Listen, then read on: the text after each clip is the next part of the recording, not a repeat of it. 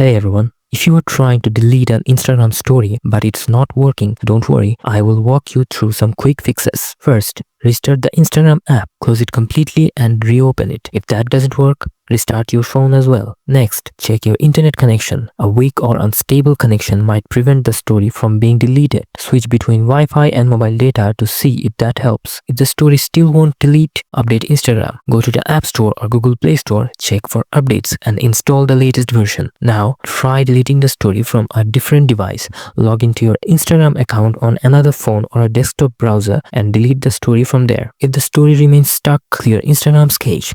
Go to Settings, Apps, App Management. Find Instagram app from the list and tap on it. Storage, then tap Clear Cache. Still not working? Try logging out and back in. Go to Instagram settings, scroll down, tap Log Out, then log back in and try deleting a story again. If nothing works, wait for 24 hours. Instagram stories automatically disappear after 24 hours. So if it's a temporary glitch, it should fix itself. And that's it. If this helped, don't forget to like and follow for more Instagram fixes. See you in the next one.